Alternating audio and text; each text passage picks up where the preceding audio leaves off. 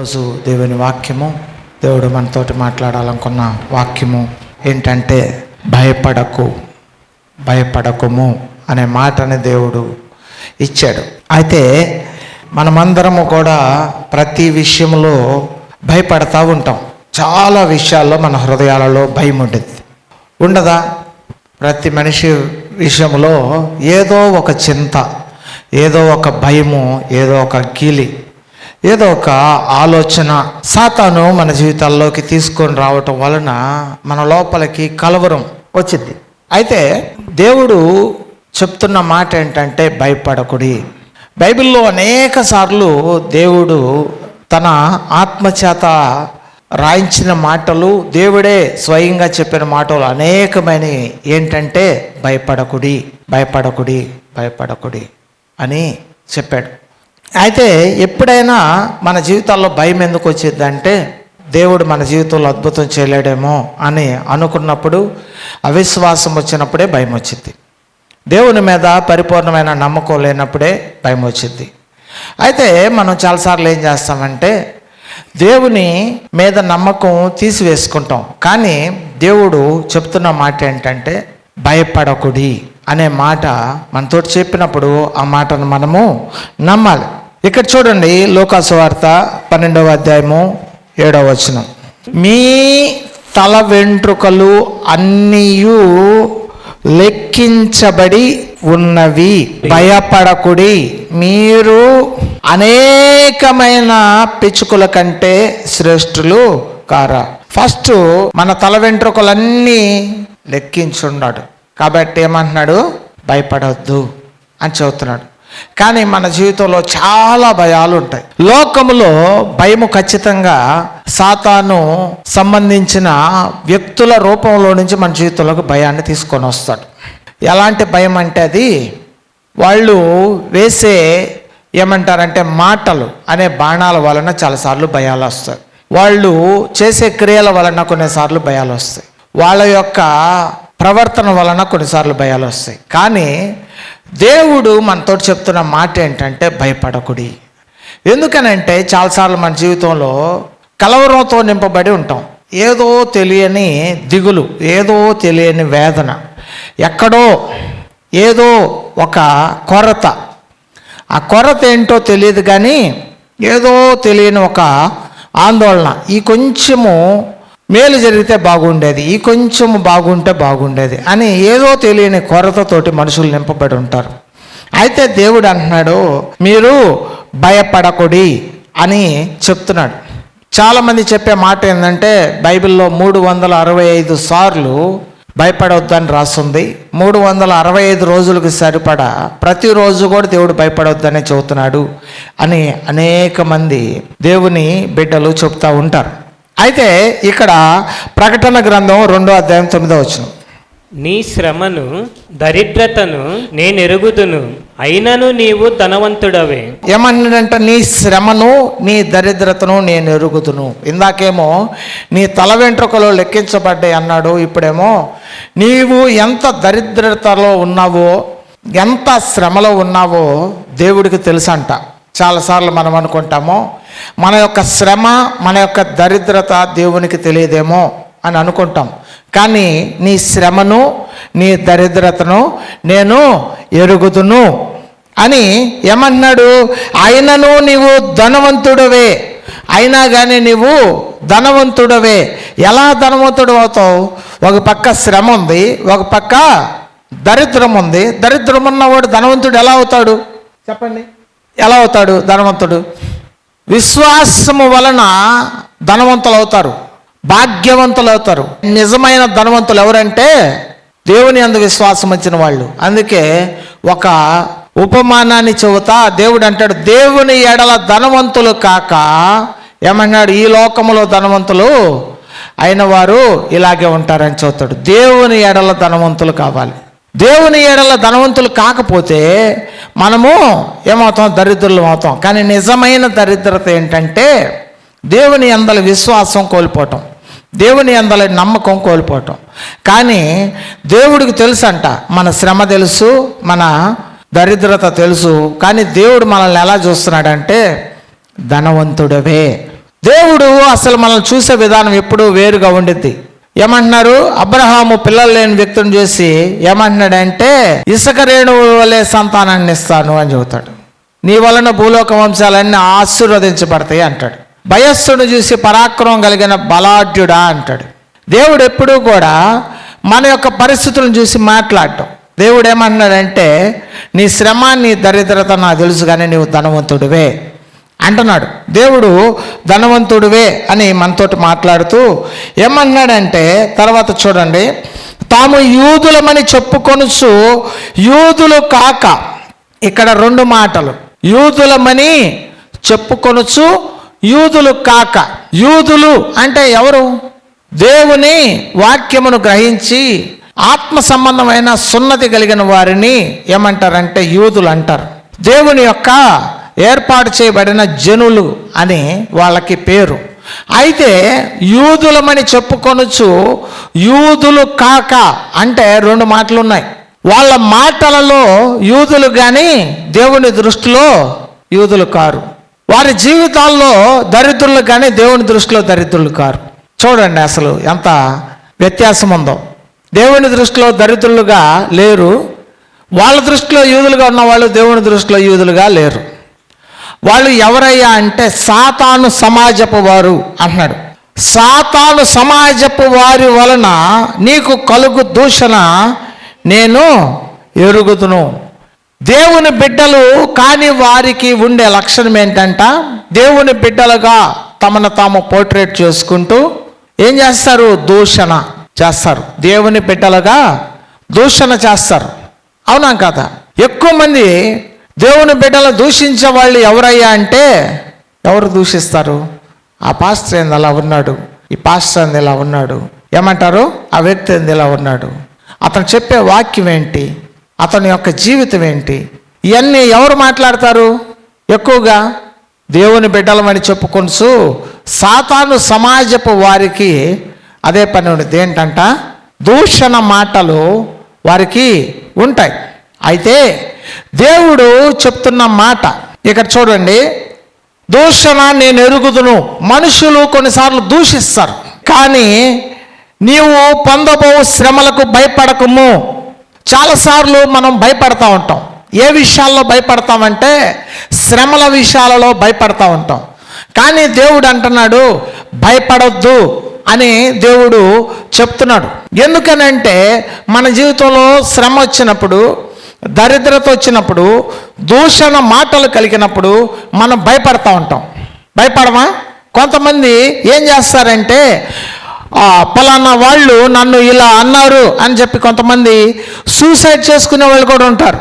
మనుషులు మమ్మల్ని దూషించారు అని చెప్పి ఏం చేస్తారంట, వాళ్ళు తమ జీవితాలని చాలించుకునే వాళ్ళు కూడా ఉంటారు.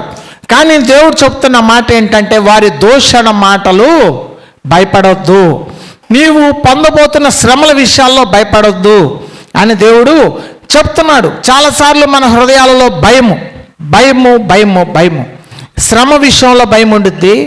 రెండోది ఏంటి? దరిద్రత విషయంలో భయం ఉండుద్ది. మూడోది ఏంటి? దూషణ మాటల వలన భయం ఉంటుంది. వాళ్ళు నన్ను ఏమనుకుంటారో, వాళ్ళు నన్ను ఎలా అనుకుంటారో అని చెప్పి ప్రజలు భయపడతా ఉంటారు. యేసు ప్రభువుని ఒకసారి గుర్తెరిగిన తర్వాత మన లోపల ఎప్పుడు కూడా ఏముండకూడదంట, ఎవరో ఏదో అనుకుంటారనే భయం మనకి ఉండకూడదు. ఏముండాలి? ఎవరికి భయపడాలి? దేవునికి భయపడాలి. ఇక్కడ చూడండి మత్తయి సువార్త 10:28. మరియు ఆత్మను చంపనేరక దేహముని చంపు వారికి భయపడకుడి గాని ఆత్మను దేహమును కూడా నరకములు నశింపజేయగల వానికి మిక్కిలి భయపడుడి. దేవునికి భయపడాలి. మనం ఎవరికి భయపడాలి? దేవునికి భయపడాలి. భయాలలో ఇంకొక భయం ఏంటంటే దేహము విషయంలో భయము. ఈ దేహముని చంపేస్తారేమో అనే భయము, ఈ కరువు చంపేసిద్దేమో, ఈ మాటలు చంపేస్తాయేమో, ఈ రోగము చంపేసిద్దేమో అనే భయము ప్రజలలో ఉండిద్ది. భయపడకుడి అని దేవుడు చెప్తున్నాడు. ఏ ఏ విషయాల్లో అంట? దరిద్రత విషయంలో భయపడకూడదు, దూషణ మాటల విషయాల్లో భయపడకూడదు, శ్రమ విషయంలో భయపడకూడదు, ఇక్కడేమన్నాడు, దేహాన్ని చంపే విషయంలో కూడా భయపడకూడదు. దేహానికి కలిగిన రోగాల విషయాల్లో కూడా చాలామందికి భయం ఉండిద్ది. కొన్నిసార్లు నేను ట్రీట్మెంట్కి వెళ్ళి చూయించుకునేటప్పుడు డాక్టర్ అంటాడు, ఒక్కడివే వచ్చావా, ఒక్కడివే రాకూడదు, నీ పరిస్థితి నీకు అర్థం కావట్లేదు అంటే డాక్టర్కి భయం వేస్తుంది. ఎందుకనంటే మనము భయపడకూడదు. ఎందుకని?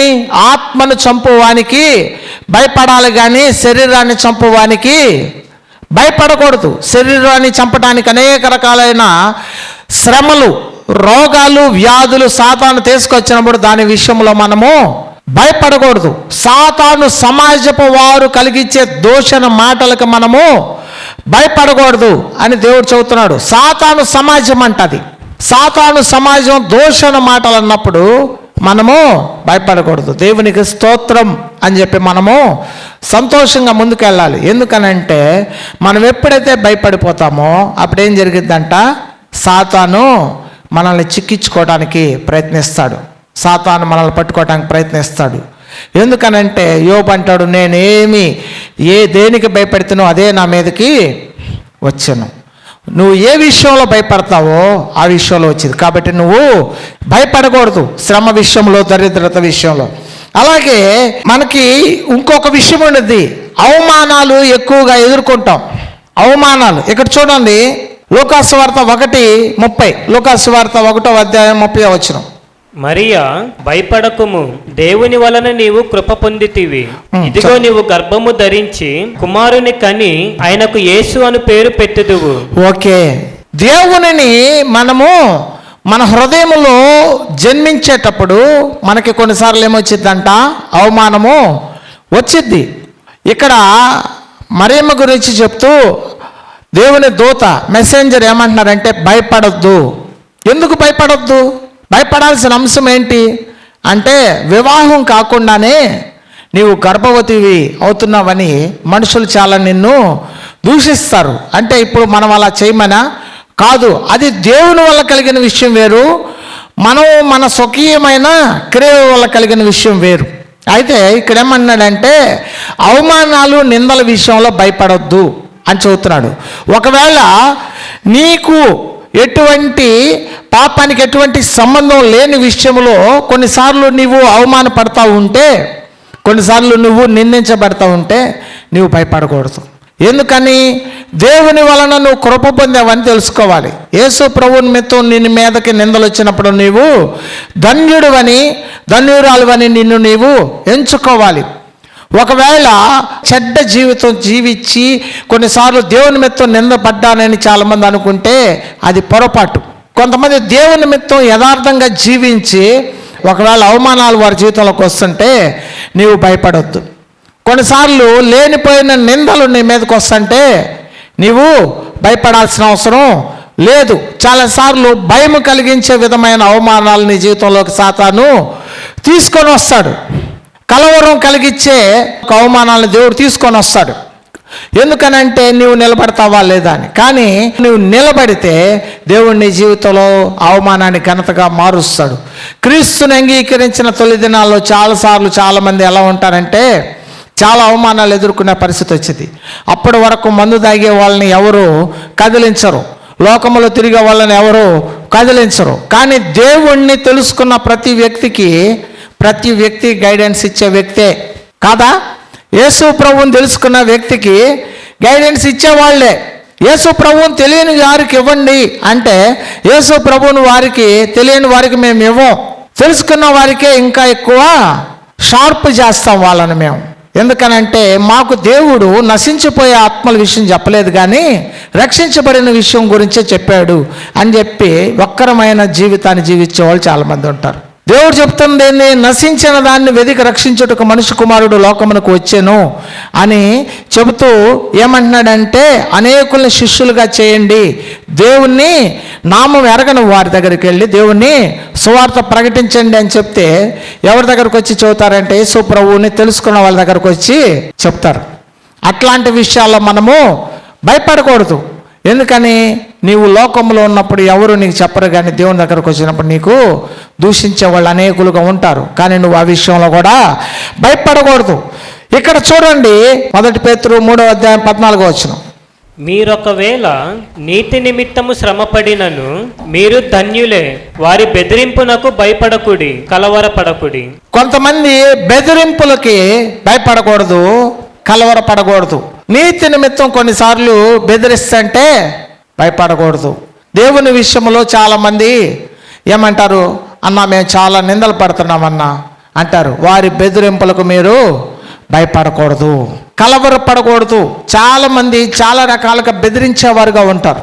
కానీ ఆ విషయంలో మనము ఏం చేయకూడదంట, భయపడకూడదు. ఏమన్నారు, లోకములో బెదిరింపులు ఉంటాయి. లోకములో నేను నిన్ను అలా చేస్తాను, నేను నిన్ను ఇలా చేస్తాను అని చెప్పేవాళ్ళు ఉంటారు, ఉండరా? బెదిరించే వాళ్ళు ఉంటారు.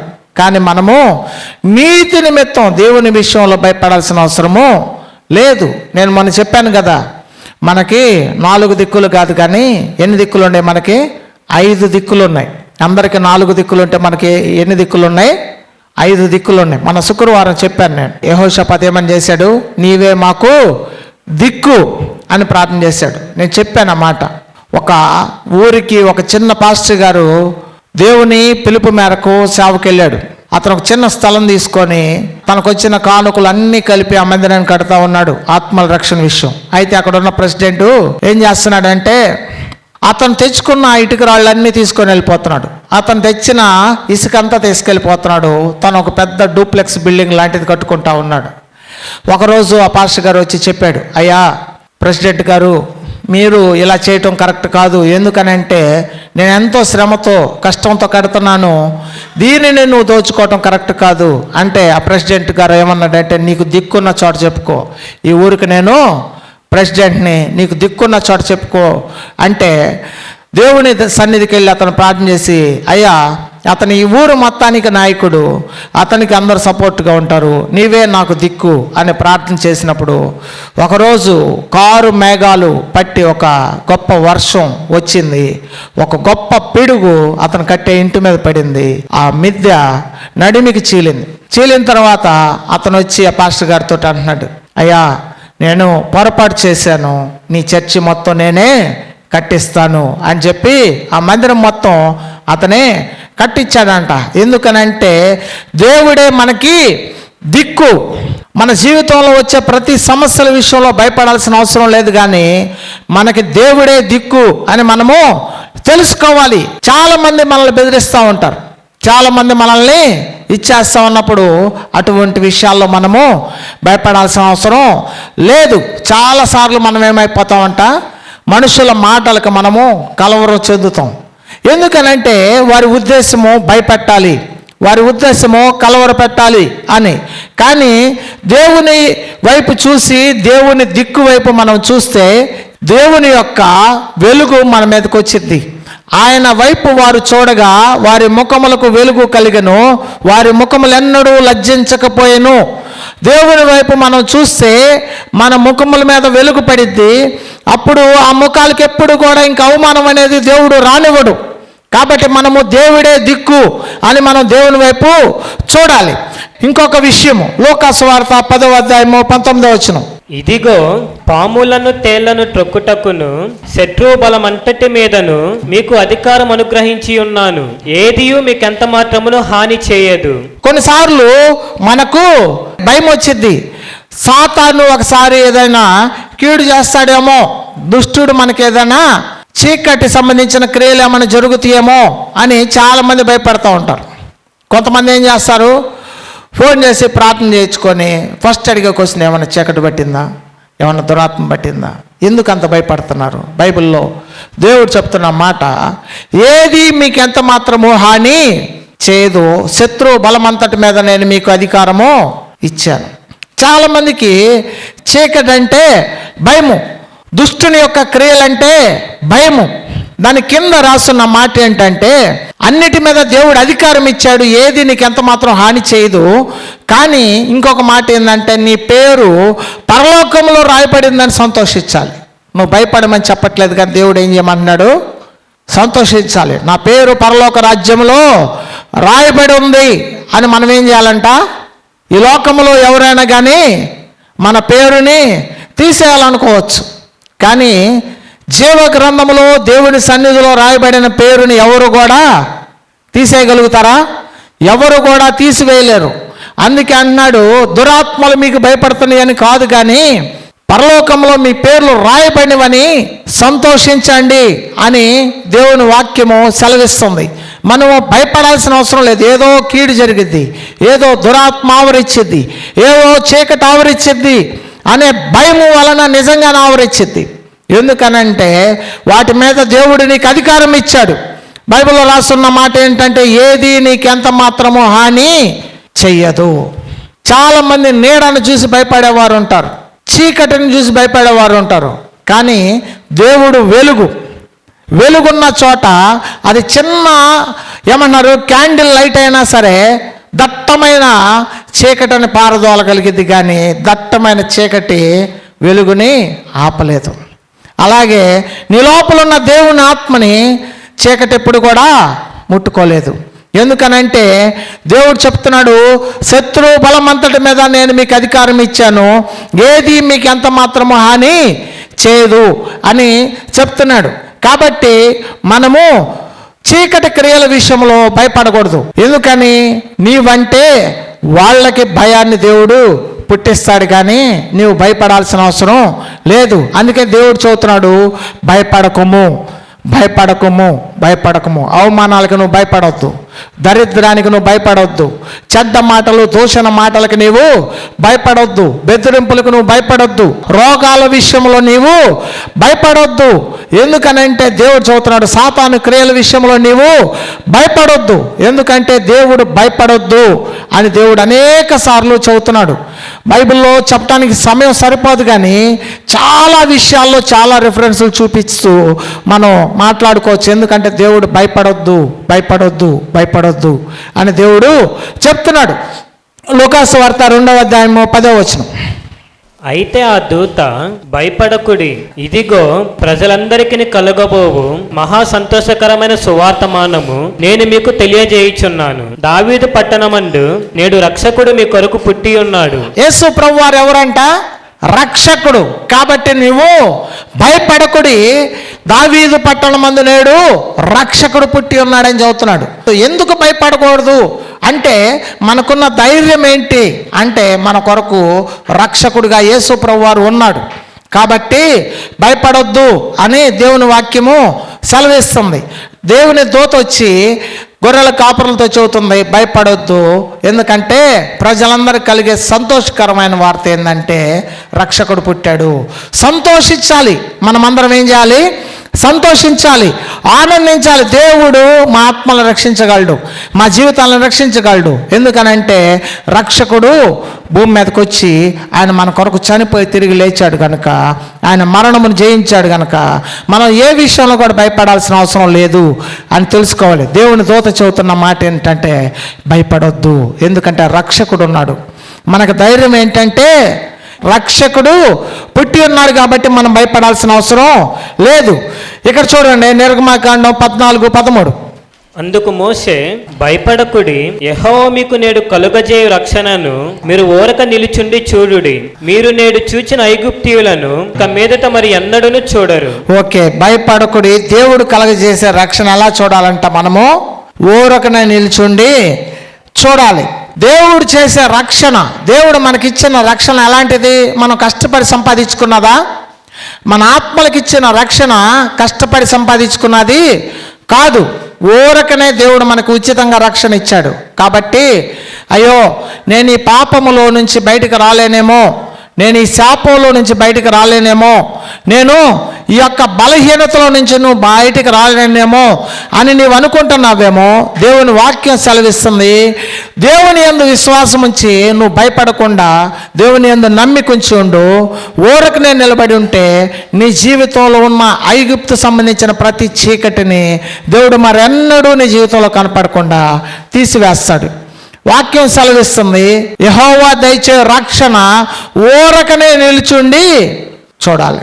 నీవు ఒంటి కాలు మీద తపస్సు చేయమని దేవుడు చెప్పలేదు. నీవు నీ యొక్క పేగులు మార్చుకోమని దేవుడు చెప్పలేదు. ఏం చెప్పాడంటే, ఊరకనే నిల్చుండి చూడు. దేవుని మాటల మీద నీకు నమ్మకం ఉంటే చాలు. దేవుని మాటల మీద మనకు నమ్మకం ఎప్పుడొచ్చిందంటే దేవునితో సహవాసం చేసినప్పుడు సమాధానం వచ్చింది. అలాగూ మేలు కలిగిద్దని యోబు రాసిన పత్రికలో ఉండిద్ది 22:21. అయితే ఎందుకు ఈ మాటలు చదువుతున్నానంటే మన జీవితంలో దేవునితోటి మనం ఏం చేయాలంట, సహవాసము చేయాలి. దేవునితోటి అనుదినము ప్రార్థన చేసేవారిగా ఉండాలి. ఎప్పుడు కూడా మనం దేవుని వాక్యం ధ్యానించేవారిగా ఉండాలి. దేవుని వాక్యము నువ్వు ధ్యానిస్తున్నప్పుడు దేవుని ఆత్మ నీ లోపలికి వచ్చి దేవుని కార్యాలు నీ జీవితంలో చేయటానికి దేవుడు ప్రారంభిస్తాడు. దేవుని వాక్యాన్ని ధ్యానిస్తూ ఉండాలి. ఊరకనే నిల్చుండి చూడటం అంటే క్రీస్తులో నిల్చుండి చూడాలి. దేవుని మాటల మీద నిలబడాలి. దేవుని యందలి ప్రార్థనలో నిలబడాలి. దేవుని సన్నిధిలో నిలబడాలి. నీ ఊరకనే నిలబడి చూస్తే దేవుడు చేసే పరాక్రమ క్రియలు నీవు చూస్తావు, దేవుడు చేసే రక్షణ. ఎందుకంటే పాపము విషయంలో దేవుని సన్నిధిలో నువ్వు నిలబడి పశ్చాత్తాపడి, ప్రభువా నాకు ఈ పాపము నుంచి విడుదల దయచేయి అని అడిగితే దేవుడు ఏం చేస్తాడంట, పాపము నుంచి నీకు విడుదల దయచేస్తాడు. చాలాసార్లు మన జీవితంలో ఏం చేస్తామంటే పోరాడి ఇంకా నేను ఈ పాపములో జయం పొందలేను అని అనుకుంటారు. నీవు జయించలేవేమో కానీ పాపముని జయించిన వ్యక్తి ఉన్నాడు, ఆయనే ప్రభువైన యేసుక్రీస్తు. ఆయన నీకు విజయాన్ని ఇవ్వగలడు, ఇస్తాడు. ఎందుకనంటే దేవుడు యందు నువ్వు నిలబడితే దేవుడు నీ పాపం విషయంలో ఉన్న భయాన్ని కూడా తీసివేస్తాడు. భయపడకుడి, ఊరకనే నిలబడి చూడండి, దేవుడు మీకు రక్షణ ఇస్తాడు. ఆదికాండం 50:21. కాబట్టి భయపడకుడి, నేను మిమ్మును మీ పిల్లలను పోషించేదని చెప్పి వారిని ఆదరించి వారితో ప్రీతిగా మాట్లాడాను. చాలు. చాలా మంది వారి పిల్లల విషయంలో భయం ఉండిద్ది. నా పిల్లల్ని నేను పోషించుకోగలుగుతానా, నా పిల్లల్ని నేను రక్షించుకోగలుగుతానా, నా బిడ్డలకి నేను ఏమైనా చేయగలుగుతానా అనే భయం ఉండిద్ది. ఏమంటున్నాడు, భయపడకుడి, నేను మిమ్మును మీ పిల్లలను ఏమంటున్నాడు, పోషించేదనని చెప్పి వారిని ఆదరించి వారితో ప్రీతిగా మాట్లాడాను. ఈ మాటలు మాట్లాడింది యేసేపు. కానీ ఇక్కడ ఏమన్నాడంటే కీడు చేసిన వారికి కూడా మేలు చేయటానికి యేసేపు హృదయాన్ని దేవుడు మార్చాడు. భయపడొద్దు అని చెబుతున్నాడు. ఎందుకనంటే నీకు ముందుగానే దేవుడు నీ బిడ్డలకు ఏం కావాలో సిద్ధపరుస్తాడు. ఎందుకు, బిడ్డల విషయాల్లో చాలామందికి ఏముండిద్ది, భయం ఉండిద్ది. ఏమని, నా బిడ్డల విషయాల్లో ఏం జరిగిద్దో, నా బిడ్డల విషయాల్లో ఎటువంటి ఇది ఉండిద్దో అని చాలామంది ఏం చేస్తారు, కృంగిపోతూ ఉంటారు. భయపడకుడి, మీ పిల్లలను పోషించేదను. చాలామందికి పిల్లల విషయంలో ఎలా ఉండిద్ది, దిగులు వేదన ఉండిద్ది. కానీ దేవుడు చెప్తున్నాడు, భయపడకుడి, మీ పిల్లలను నేను పోషించేదను. పిల్లలను కూడా దేవుడు రక్షిస్తాడు. చాలాసార్లు మనం ఏం చేస్తాం, పిల్లల విషయంలో మనకేమైనా పర్వాలేదు కానీ పిల్లల విషయంలో తట్టుకోలేని పరిస్థితుల్లో ఉంటాం. కానీ దేవుడు చెబుతున్నాడు, పిల్లల విషయంలో కూడా దేవుడు మేలు చేస్తాడు.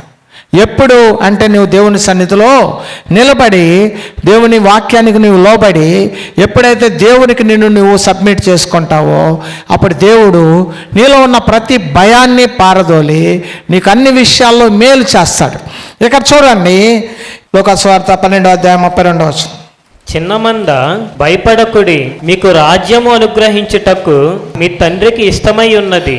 ఓకే. కొంతమంది ఏమనుకుంటారంటే చిన్న సంఘం, ఇంత చిన్న సంఘం ఏంటి, దేవుడు పనిచేస్తే పెద్ద సంఘం అవ్వాలి కదా అని అనుకుంటారు. వచ్చే విశ్వాసంలో కూడా భయం. చిన్న సంఘం అయితే అందులో ఏమంటున్నారు, దేవుడు ఆత్మ ఉంటే చాలామంది వస్తారు కదా అని అనుకుంటారు.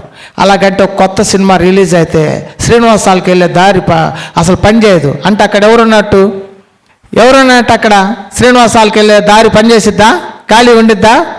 దేవుడు చెప్తున్నమాట, చిన్న మంద భయపడకుడి, దేవుని రాజ్యము అనుగ్రహించటానికి దేవునికి ఇష్టమైందంట. దేవుని రాజ్యం ఇవ్వటానికి కూడా మనకి దేవుడికి ఏమంటున్నాడు, ఇష్టమై ఉందంట. కొన్నిసార్లు మనం ఏమనుకుంటాం అంటే భయపడతాం, దేవుని రాజ్యానికి నేను వెళ్ళగలుగుతానా, దేవుని సన్నిధిలో నేను నిలబడగలుగుతానా, దేవుని యొక్క నిత్య రాజ్యంలో నేను ఉండగలుగుతానా అని మనం అనుకుంటాం.